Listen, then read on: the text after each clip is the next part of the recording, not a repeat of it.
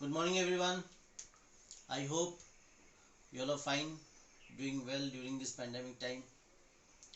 I must congratulate you for becoming a class 12 students for getting promoted to class 12 from class 11. Before we start anything, let me say thank you and express my gratitude towards the management of Delhi Public Schools Siliguri for giving me this opportunity to start class 12 business studies with you people. I also extend my thanks to our principal in charge sir, Mr. Sukanto Ghosh, our headmaster sir, Mr. Amlan Sarkar, for giving me this opportunity to start the class. Now, before we start the actual course, the actual studies of business studies, class 12, let me first explain you the relationship between class 11 business studies and class 12 business studies, because if this relationship is not created, you people might feel a little, lost in the entire syllabus. So let us begin with class 11 business studies, what happened in class 11 business studies, so that we can have a short recap and understand the things, and then we can gradually move on to class 12. So class 12 business studies is actually related to class 11 business studies in various manners. Let us first understand. Class 11 business studies is all about how to start a business. What are the conditions? What are the things that you must keep into mind? What type of business activity you should take, whether it should be a sole proprietorship business, or it should be a joint stock company, or it should be a joint in the family business, or you must go in for a partnership business, and so on. Like chapter 1 in class 11 business studies started nature and significance of business. So nature and significance of business means what is business, what are the do's and don'ts of a business, what is the business risk, what is the characteristics of business. Chapter 2 started with forms of business organization. There are 5 forms of business organization. Number 1 was sole proprietorship business, then was joint Hindu family business, then was partnership business, then cooperative society, and lastly but not the least was company. Then we did chapter 3, that was all about public, private and global enterprise. Then we did chapter 4, business services, and so on. We completed all the chapters and class 11 business studies was done. So by the knowledge of class 11 business studies, we are able to start a business. We can start a business. We will know where to arrange the money from, whether we must do a domestic business or we must go for an international business, whether we should start a big business or a small business, and so on. But in class 12 business studies, we are going to manage the business that we have already started. So class 12 business studies deals with management of the business. Alright, so let us go into details. What is class 12 business studies? Class 12 business studies is of 100 marks. 80 marks is theory, which you will have to give in the board examinations. Whenever the board will start, you have to give the board examination over there. This 80 marks. Next is 20 marks practical. Practical will be conducted as per the board's instruction. This 80 marks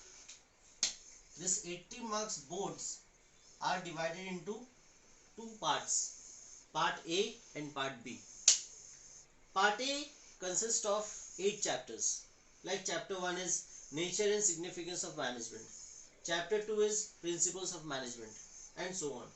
Like this, we have got 8 chapters in part A, and we have got chapter number 9, 10, 11 and 12, that is 4 chapters in part B.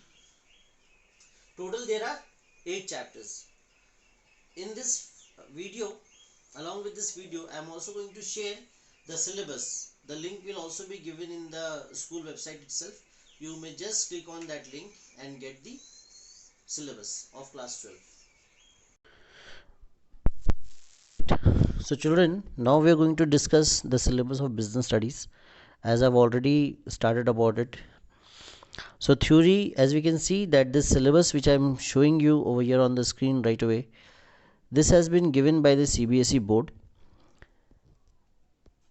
So business studies syllabus class 12 2020-21, time is 3 hours, theory 80 marks, project 20 marks, and there are units, that is part A and part B, that is chapter 1 to chapter 8, and over here chapter number 9 to chapter number 12. So I'll just read out for your reference. Chapter number 1 is nature and significance of management. Chapter 2 is principles of management. Chapter 3 is business environment. Chapter 4 is planning. Chapter 5 is organizing. Chapter 6 is staffing. Chapter 7 is directing. Chapter 8 is controlling. Now we go with part B. Chapter 9 is financial management. Chapter 10 is financial market. Chapter 11 is I beg your pardon, marketing management. Chapter 11 is marketing management. Chapter 12 is consumer protection. So part A total is 50 marks and part B total is 30 marks. Now we shall go deeper into what is there in chapter 1, that is nature and significance of management. So over here in this chapter we shall discuss about the management concepts, objectives and importance. Please understand that concept of management means definition as well as features. So we'll understand about the concept, that is management definition and management features. After that we'll discuss about the two terms, that is effectiveness and efficiency. Then we'll discuss about the objectives of management and we'll also describe the importance of management. After that we'll go for the nature of management, whether management is a science, art or profession. We'll discuss about it in detail. Then we'll go for the levels of management. We will also start with the functions of management, right, that is planning, organizing, staffing, directing and controlling, and after that we'll do coordination, and after this chapter will conclude, right? So let's start. So let's continue. We are now going to start off with the meaning and concept of management. The topic we are going to cover is from NCERT book. The online and the soft copies of this book is already available, and I will also be sharing the link with you in the website of itself, so you can get the book downloaded. Wherever extra materials are needed, I will also be providing with you a PDF format things, so that you can go for better reference and learning. So let's continue. So management is a series of interrelated functions performed by all managers. Now what do you mean by the word over here, interrelated functions? See, interrelated functions, it means over here that all the functions of management, they're all interrelated with each other. If one function is performed in a wrong way, all other functions will have something or the other as problem, or at max, the entire plan may get distorted. So a very common and famous definition of management says that management is the art of getting things done by others. So management is the art of getting things done by others. But then this was a very traditional and very old day definition. Nowadays modern definition of management is there in progress. So modern definition of management states that management is a process of getting things done with the aim of achieving goals effectively and efficiently. So what is the modern management saying? Modern management is saying that it is a process of getting things done. Try to understand. They are not doing the things on their own. They are getting the things done with the aim of achieving goals. Try to understand. A goal should be there. In every activity there is a goal. Currently I am teaching you. There is a goal. The goal is that you must not sit idle. I must not be idle. And we must all be trying to cover and fulfill the goal of syllabus completion, imparting knowledge to you so that you can take up your boards properly. So achieving goals effectively and efficiently. Now with this definition, modern management of definition, we are coming across three very important words. Three very important words or terms. The first word over there is process. The second word over there is effectiveness. The third word over there is efficiency. Now what is a process? Process is a step by step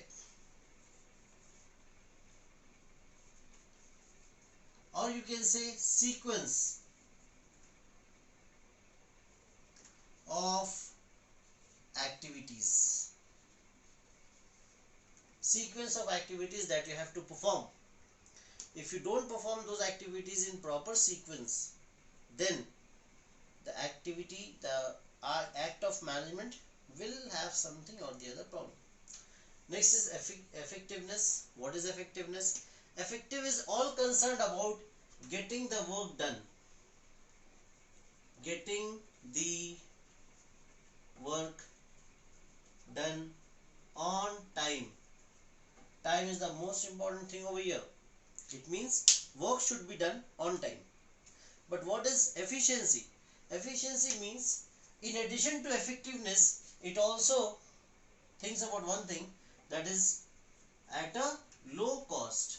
It means that work should be done, tasks should be completed, targets should be achieved, but at a lower cost.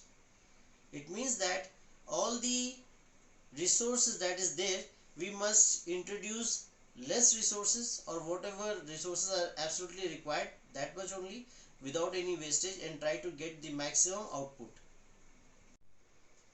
So now we have to discuss the difference between effectiveness and efficiency, which is a very important topic. We are going to follow Poonam Gandhi book.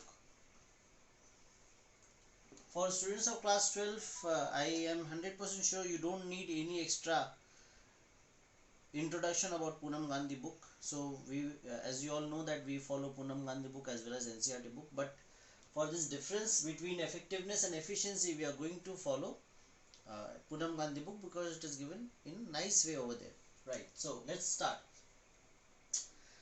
Effectiveness and efficiency differences. The first over here is M for meaning. Completing the task on time, no matter about the cost. It means that the work should be completed. Cost is not a very big deal for me. Work has to be completed. But efficiency essentially says that there should be, tasks should be completed on time with minimum input and maximum output. It means that there has to be an input output relationship. So output should be more, input should be less. It means wastage should be less. What is the main objective of effectiveness? End result. It basically thinks about completing the thing. The task should be completed on time. End result should be achieved. That means achievement of end result. And objective of efficiency is that to conduct a cost benefit analysis. Right? Next is, what is the major concern of effectiveness? Is doing the right task. Doing the right task. And the major concern, or the most important concern for efficiency, is doing the task in the right way. Try to understand, here it is right task, and it is doing the task in the right way. It means that effectiveness is only concerned about the task should be completed on time, work should be done, the show must go on. Efficiency is mostly concerned about whatever tasks we are doing, we must not involve huge cost, but we must try to do it in a cost effective manner. So now the next topic, that is features or characteristics of management, which is already written over here. Features or characteristics of management. First,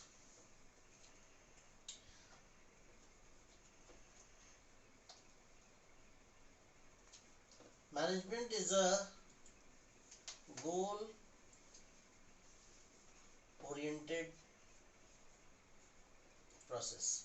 See, this is something which is quite easy to understand, that management is a goal oriented process. Whatever activity is done in a business, in an organization, whether it is a profit making organization, whether it is a not for profit organization, whether it is a household, whether it is a charitable trust, or whatsoever it is, whether it is a friends going for an outing, wherever, in all these activities management is applicable, and it is a goal oriented process.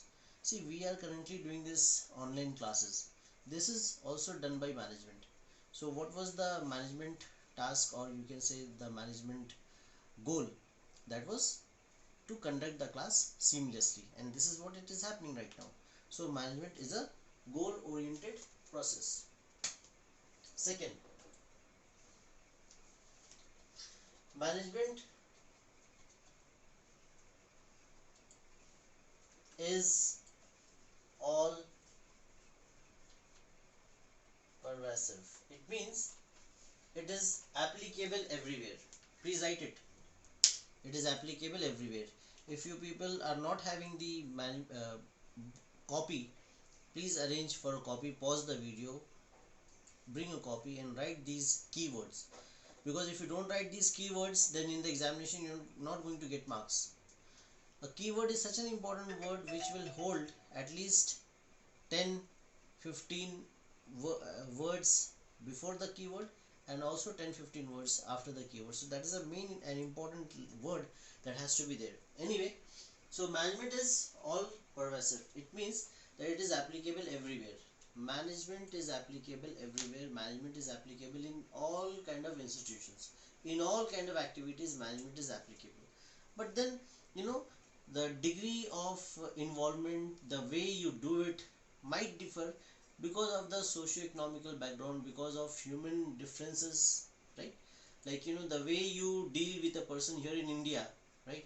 Over, like that, you might not be able to deal with a person who is staying over there in the USA or maybe in Australia and so on. The way you can deal with people over here in Siliguri, in the same manner, maybe you might not be able to deal with persons in Japan or something like that, right? So management is all pervasive, right? It is applicable everywhere, but there might be some changes in the way it is to be applied. Third is, management is multidimensional.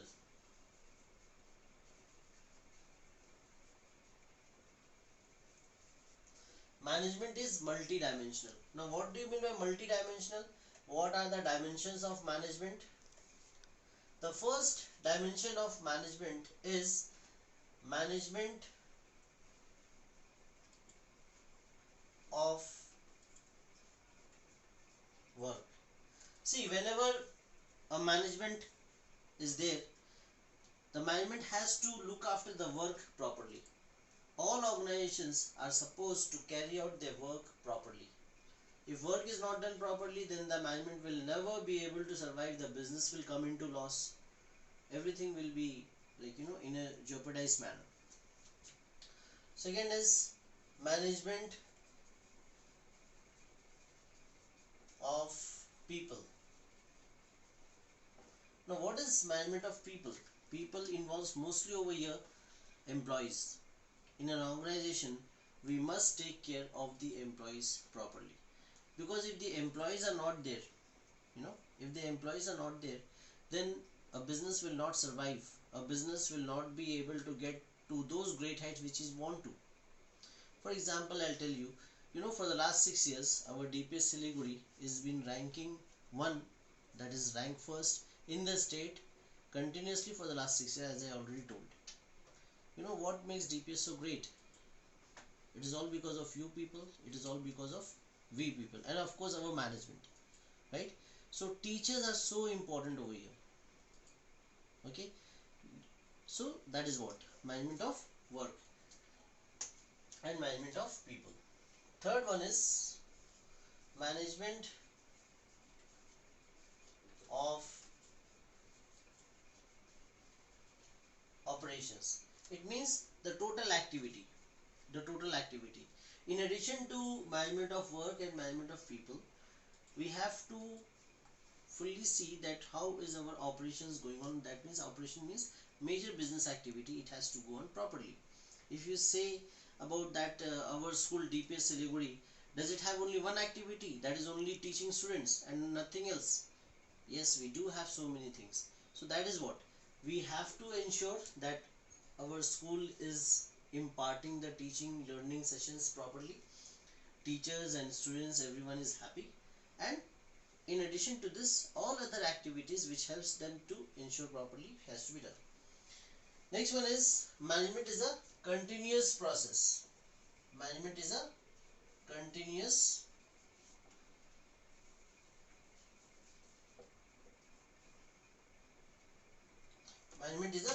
process. Now what is management is a continuous process? See, since I already told you while beginning of this lecture that management involves a process. So if management involves a process, and if that process is not continuous, right, like planning, organizing, directing, staffing, motivation, and everything, they're all continuous in process. The entire management activity has to be done in a continuous process. All managers, those who are there in an organization, they all do their activities in a continuous manner. So all management activities are continuous. Number 5, it is a group activity. Management is a group activity. This is quite obvious to understand that management is a group activity. Why it is a group activity?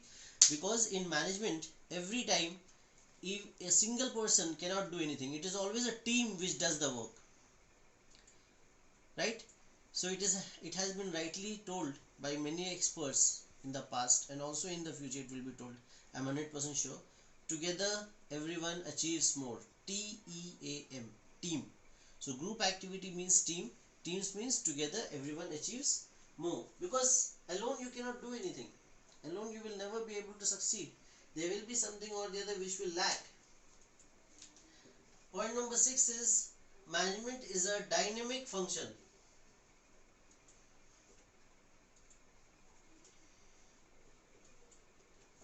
See what is happening all around the world right now. Have you ever thought that you will be taking online classes like this? I also never thought that I will be giving you online classes like this. Now see what is happening. In general, what used to happen, you used to come to the school, we used to take your attendance and then go for the classes, asked you to bring the books, open the books, study this, study that, do this practice, do that, and so many things we used to do. But see, that time the management was different. Now the situation has changed due to this coronavirus and all that. Now see, the way we are conducting your class has also changed. So management is a dynamic function, because management changes with the changes in time, with the changes in technology, with the changes in socio-economic background, with the changes in the environment, with everything. Last but not the least, it is an intangible force.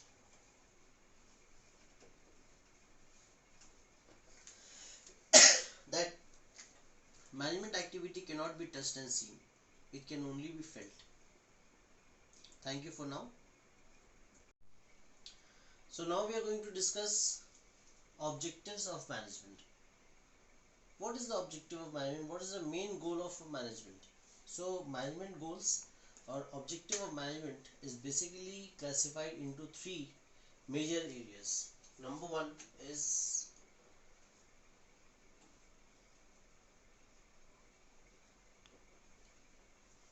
organizational objectives. Now what is organizational objectives? Organizational objectives are those objectives which the business is doing for itself, not for any other person, not for any other business. The business is doing it for itself. So organizational objectives is further divided into 3 areas: A, B and C. SPG is what in short form we call it. SPG stands for survival, profit and growth.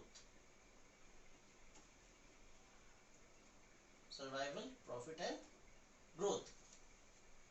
Now what is survival? Survival means the business should at least be able to survive in this cutthroat competition world. In this market, the business should be able to survive.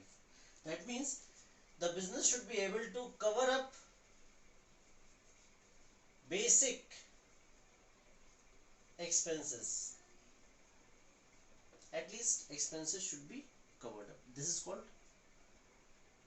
survival. Otherwise the business will come into loss and gradually the business will shut down. So once survival is achieved, that means in survival what happened? Business is doing only, it is covering up their basic expenses, so that there is neither a profit nor a loss. Then comes profit. Everyone knows what is the meaning of profit. Profit means, profit is something when our cost is less and income is more. Now, profit, why does a business needs profit? A business need profit because the business wants to grow in future, because the business has done so many activities. The business needs to grow in future, the business, and moreover profit is a kind of you know reward for the risk that is borne by the business. Last but not the least, over here in the organization is growth. Now what is growth? Growth is something that higher profits, higher profits. Once higher profits are achieved, then the business will be able to grow. How it will be able to grow? Because the business will be buying more stuffs, going into more number of organizations, multiplying their activities, increasing expansion. This is all thing. After this organizational, next is social.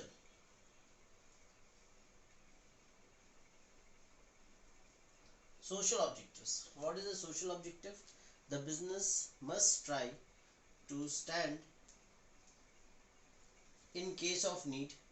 The business must be able to supply the goods and other things at a reasonable price. Quality should be according to the price. It should not happen that the business is charging more money and giving unadulterated practices and so on. And fair treatment in each and every activity. Third one is personal objectives.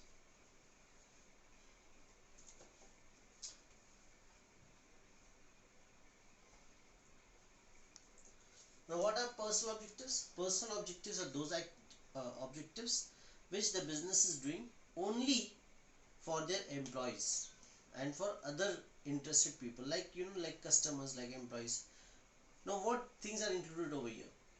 Providing better working conditions in the organization, giving different types of facilities in the organization, and so on.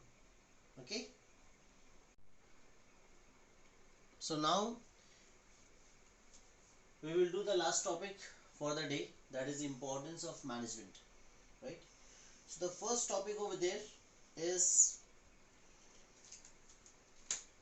the first topic over there is management helps in achieving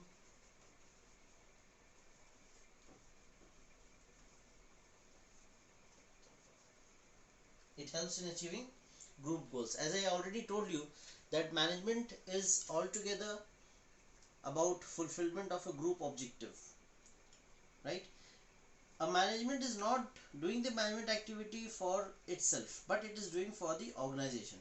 Okay, so management, what happens in management, that it helps to fulfill the group goals, because team, as I already told you that time, right, that team is there. Okay, so entire team's objectives are fulfilled by the management. Number two is, it increases efficiency. How it increases efficiency? Remember I gave you the explanation and the differences between efficiency and effectiveness, wherein efficiency meant that we have to reduce the wastages, we have to increase the optimum utilization of resources, minimum input, maximum output, and so on. So management, what happens, management always tries to motivate, lead, okay, incorporate everyone in the team, and so on. This is how they try to increase the efficiency by reducing the sorry, by reducing the wastages and so on. Next is it creates dynamic function. How it creates dynamic function? You see, now the moment this pandemic started, we shifted over. Okay, so whatever, if we are going to observe the management techniques, the management principles, and everything related to management properly, our organization will be able to survive in any type of situation, whatever comes. Point number 4 is it helps in achieving personal objective. See, in an organization, many people are working. Many people are working. Every person is different from one and another. Every person's background is different. Their educational qualification is different. Their mentality is different. Their thought process is different, and everything is different. Now, what management does is management motivates them. Management trains them. Management tries to give them an upper hand whenever they want to work. They help them to take the initiatives, and this is how every employee will be developed gradually. So when an employee is developed, his personal objectives is also fulfilled. Next is it helps in development of society. How it helps in development of the society? By providing everything at a proper price, good quality, maintaining correct standards and reasonable standards, giving employment opportunity, earning profits, giving taxes to the government, and so on. So this is how it does. So for the day we are going to end up over here. After the video there will also be a PDF format or a PDF file wherein you will be getting the homework for the day. You are requested to complete those homeworks and submit it to your concerned teacher according to the class and section you are in. Else you can also approach me for the doubt clearing. Thank you.